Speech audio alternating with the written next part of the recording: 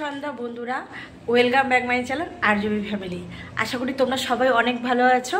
তোমাদের ভালোবাসা আশীর্বাদে আমরাও অনেক ভালো আছি। চলে এলাম আবারও একটা নতুন ভিডিও নিয়ে তোমাদের সামনে। তো সারাদিন কি করছি না করছি সেটা তোমাদের সাথে আজকে আর তুলে ধরিনি। এখন কি করছি সেটা তোমাদের সাথে তুলে ধরবো। তোমরা সাথে থেকো, পাশে থেকো, আর ভিডিওটা স্কিপ করো না, দেখতে থেকো। যারা নতুন দেখছো প্লিজ চ্যানেলটিকে সাবস্ক্রাইব করে দিও, আর ভালো লাগলে অবশ্যই লাইক কমেন্ট শেয়ার চাই, ঠিক আছে? আর আমাকে দেখতেই পাচ্ছ হয়তো যে আমি কানে টানে সব খুলে রেখেছি। এইভাবেই আমি বাইরে চলে যাব। এই যে ঘরে পড়া নাইটি পরেই বাইরে চলে যাব এখন। আর এই যে মাম্মামকে রেডি করে দিয়েছি। বাইরে তো ঠান্ডা পড়ে গেছে, ঘরের ভেতরে আমাদের গরম। তো ওকে হচ্ছে হাইনেকটা পরিয়ে দিয়েছি, আমি চাদরটা গায়ে নিয়েছি। তো চলো এখন বের হওয়া যাক, অনেকক্ষণে বের হওয়ার কথা ছিল, লেট হয়ে গেল। তো তোমাদের সাথে আবারও আসছি, তোমরা সাথে থাকো আর দেখতে থাকো। হ্যাঁ, আমি কিন্তু আজকে চলে এসেছি পার্লারে বলতে আমরা যেখানে থাকি আমার বিল্ডিংয়ের মানে পাশেই হচ্ছে এই বৌদিটার বাড়ি প্লাস পার্লার। মানে ওরা মা মেয়ে দুজনে মিলেই পার্লারটা সামলায়। বিশ্বাস করবে না, বলে না ভালো মানুষের কোনো দিনও পৃথিবীতে অভাব হয় না। যদি তোমার ব্যবহার তোমার স্বভাব ভালো রাখো তাহলে দেখবে মানে অটোমেটিক মানুষের সাথে, ভালো মানুষের সাথে তোমার পরিচয় হয়ে যাবে। তেমনই কিন্তু এই বৌদিরা আমার এত ভালোবাসে, মানে এই বৌদিটার কথা শুধু বলবো না, এই বৌদির যে আর যাওগুলো রয়েছে, তারপরে এই বৌদির যে এই যে একটা বড় মেয়ে আর একটা ছোটো মেয়ে রয়েছে, তাকেও তোমরা ভিডিও শেষে দেখতে পাবে। তারা যে এত ভালো মানুষ, মানে আমি জাস্ট তোমাদেরকে ভিডিওতে বলে বোঝাতে পারবো না। তো সত্যি কথা বলতে গেলে আমি জবের থেকে এখানে ভাড়া এসেছি, ধরে নাও ওই 3.5 বছর 4 বছরেরও বেশি হয়ে গেল এই জায়গাটাতে আমরা ভাড়া আছি।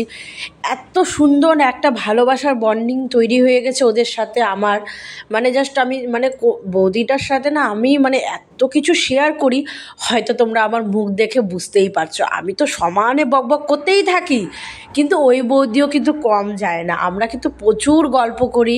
তারপরে ওই বৌদির মেয়ে ভাস্তিটা, ওরাও কিন্তু খুব ভালো মানুষ। আমাকে যে এত ভালোবাসে আর আমি যে ওদেরকে এত ভালোবাসি, জানি এখান থেকে যখন আমি অন্য জায়গায় আমরা চলে যাব বা অন্য জায়গায় ভাড়া যাব বা বাড়িতে গিয়ে থাকবো, যেটাই হোক না কেন, পরেরটা পরে ভাবা যাবে, এত যে খারাপ লাগবে। আমি ভাবি যে এই মানুষগুলোকে ছেড়ে আমি একদিন এখান থেকে চলে যাব, তখন আমার কতটা খারাপ লাগবে। সেই দিনটার কথা যখন এখনও ভাবি না, বুকটা কেঁপে ওঠে। এর আগে মাম্মাম হওয়ার আগে আমি 2-4 জায়গায় থেকেছি, কিন্তু সেখানেও না এত ভালো বন্ডিং তৈরি হয়ে গেছে। তখন কিন্তু আমি সোশ্যাল মিডিয়াতে ছিলাম না, কোনো কিছু ভ্লগ বলো ভিডিও বলো কোনো কিছু সেরকম আপলোড করতাম না, মানে এই জগৎটাতে আমি ছিলাম না। যদি থাকতাম তাহলে হয়তো তোমরা দেখতে পারতে যে আমি মানুষকে এত পরিমাণে ভালোবেসে ফেলি। আর জানি না মানুষ আমাকে কতটা ভালোবাসে, সেটা হয়তো আমার পরিবারের সব লোকরাই হয়তো বলতে পারবে ভালো করে, আমার ফেসবুক ফ্যামিলি, ইউটিউব ফ্যামিলি, তারাই হয়তো বলতে পারবে, বা আমাকে যারা পার্সোনালি চেনে তারা হয়তো বলতে পারবে যে আমি মানুষটা কেমন। কিন্তু কি বলো তো, আমি সহজে মানুষকে এত সুন্দরভাবে ভালোবেসে ফেলি না, মানে তাদেরকে আমি ভুলতে পারি না। তো আমার জবের থেকে বিয়ে হয়েছে তখন থেকেই কিন্তু আমি আর তোমাদের দাদা, আমরা কিন্তু তোমাদের দাদার কাজের সূত্রে যেহেতু বাইরে থাকি, এত মানুষের সাথে আলাপ হয়েছে, এত ফ্যামিলির সাথে, তারপরে এত মানে লোকের সাথে আলাপ হয়েছে, মানে ভোলা যায় না এই দিনগুলো। তো ওই যে বললাম, যদি আগে সোশ্যাল মিডিয়ার জগৎটাতে থাকতাম তাহলে হয়তো তোমাদেরকে সবাইকে তুলে ধরতে পারতাম এই মানে এই মানুষগুলোকে। কিন্তু যাই হোক, সেটা আমার ছিল না, এখন সেটা বলে লাভ নেই। তো যাই হোক, এখন যেহেতু নতুন করে সোশ্যাল মিডিয়াতে কাজ করছি, তোমাদের সাথে চলার চেষ্টা করছি, তো এই মানুষগুলোকে কেন তুলে ধরবো না বলো? কেন তুলে ধরবো না?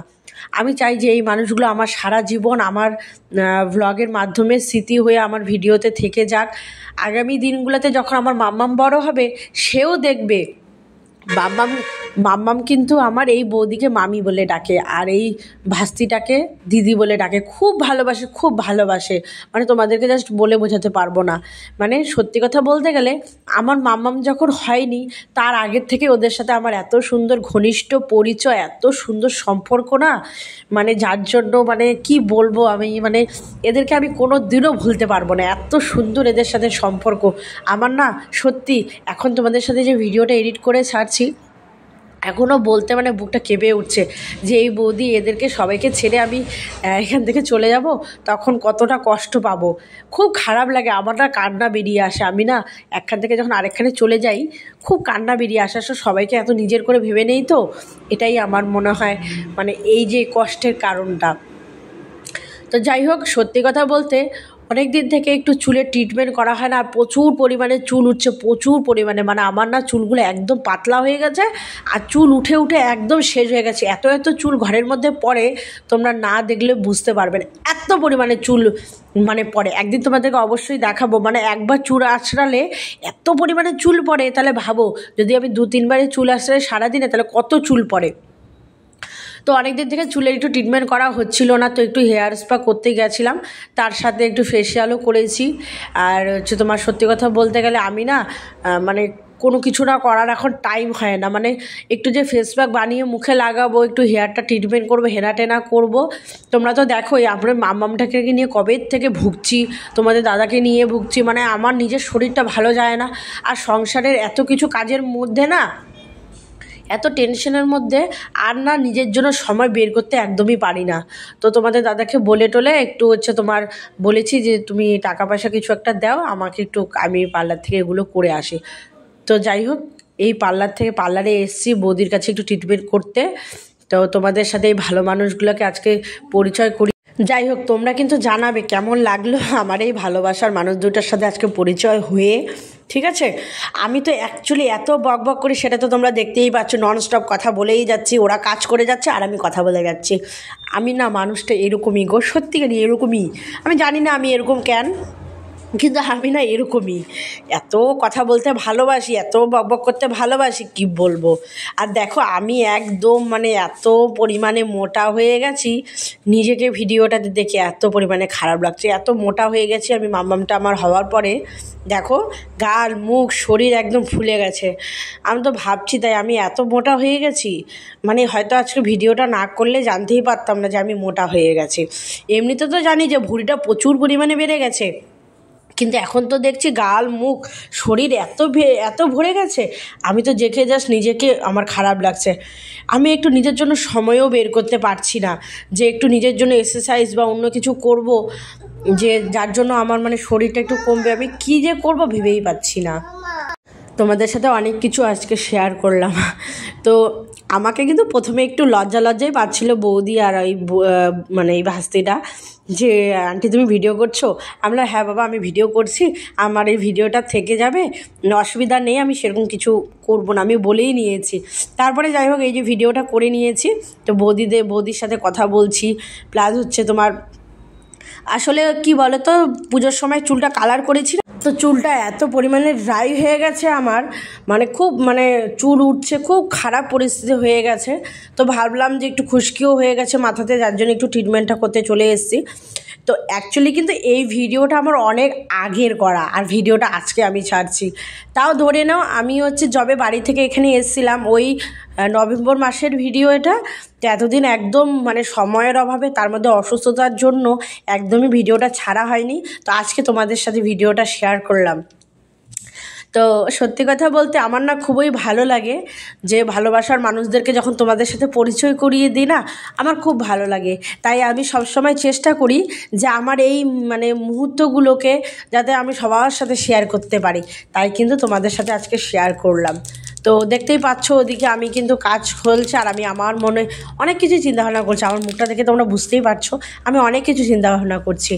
আসলে কি বলো তো, কোনো সময় না নিজেকে দেখে ভাবছি যে আমি এত মোটা হয়ে গেছি, এরকম হয়ে গেছি, অমন হয়ে গেছি।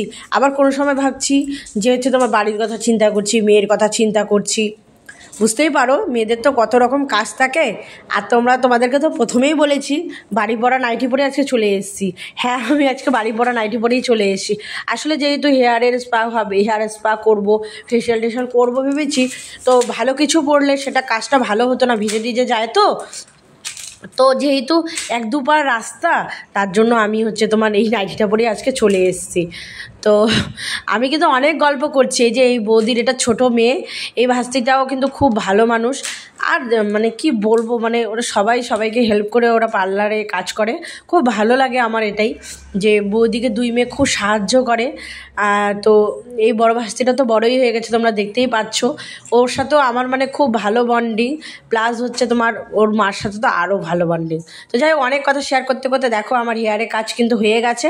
কেমন লাগছে হেয়ারটা তোমরা কিন্তু অবশ্যই জানিও, ঠিক আছে? তো ভাস্তিটা একটু চুলটাকে একটু দেখিয়ে দিচ্ছিল তোমাদের সামনে, সেটাই আর কি শেয়ার করলাম। তোমরা কেমন লাগলো অবশ্যই ভ্লগটা জানিয়ে, ঠিক আছে? খুব তাড়াতাড়ি একটা নতুন ভ্লগ নিয়ে আসার চেষ্টা করব। সবাই ভালো থেকো, সুস্থ থেকো, আর দেখা হবে নেক্সট ভ্লগে।